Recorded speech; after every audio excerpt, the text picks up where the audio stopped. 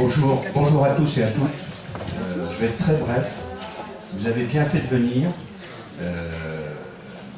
D'abord parce que c'est une personne de qualité avec son équipe qui va animer ça. Et je voulais tout spécialement saluer sa présence ici ce soir. C'est juste dommage que depuis le temps qu'il est à Levallois, on n'ait pas réussi à travailler ensemble avant. Parce que AM Lang, ça a commencé tout petit, à Levallois, locataires, et maintenant ils sont beaucoup plus grands, ils ont leurs locaux, et ils font un boulot formidable. Vous allez en profiter, j'espère, aujourd'hui. Merci beaucoup, merci Monsieur Cavallini. Voilà, je vais vous dire merci donc pour votre présence à cette conférence matinale sur les thèmes de management interculturel et bien sûr la communication à l'international. Je vais vous présenter les trois intervenants juste dans quelques instants, mais d'abord je voudrais vraiment prendre ce moment pour remercier aussi les responsables du service du pôle économique de la mairie. Tous ceux qui sont là déjà, c'est super. Et vous savez très bien que c'est un sujet aujourd'hui qui est intéressant et qui vous intéresse. Et on n'a pas beaucoup de temps de développer tout autour de ce sujet, mais j'aimerais bien que vous preniez cet atelier ou cette conférence plutôt comme une initiation pour ce qui est, j'espère, un sujet intéressant et qui vous laissera l'envie d'en savoir plus. Je m'appelle donc Arik Moscona et je représente ici ma société de formation qui s'appelle AM Formation et Prestations. Bien entendu, il s'agit de formation classique en langue pour tous les niveaux, pour tout âge. Ça se passe à Levallois, je vous donnerai après les coordonnées.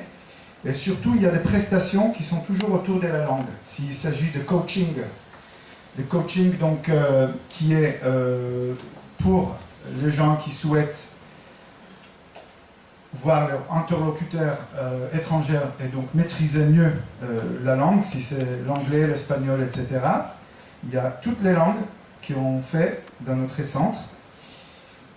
Et surtout, c'est le management interculturel aujourd'hui sur lequel on revient tout à l'heure. Mon parcours est international. Il y a 25 ans, en fait, j'ai débuté ma carrière dans l'hôtellerie.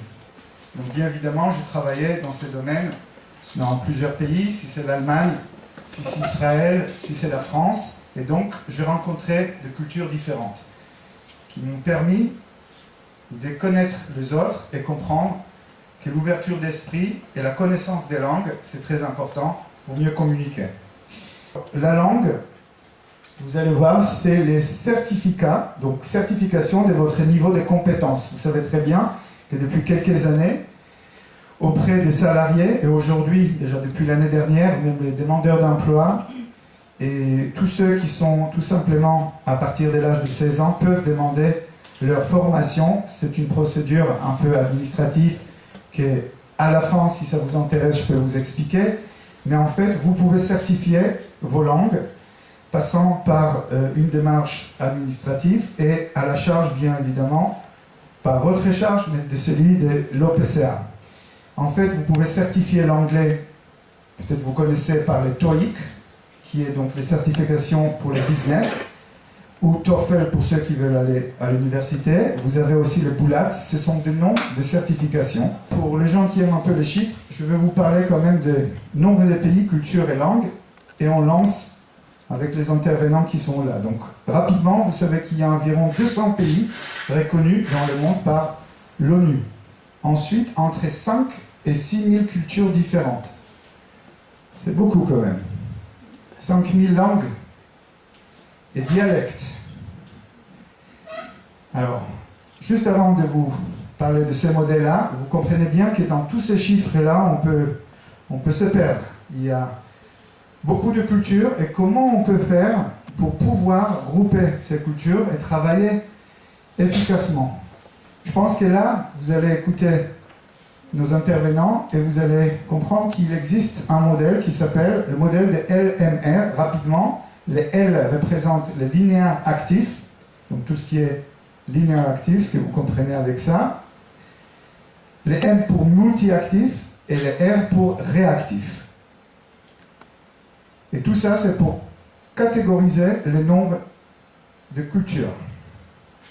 À partir de là, le choc culturel, de leurs conséquences, en fait, peuvent être mieux analysés par vous et par d'autres personnes. C'est déjà fait. Donc je vous souhaite vraiment une bonne conférence.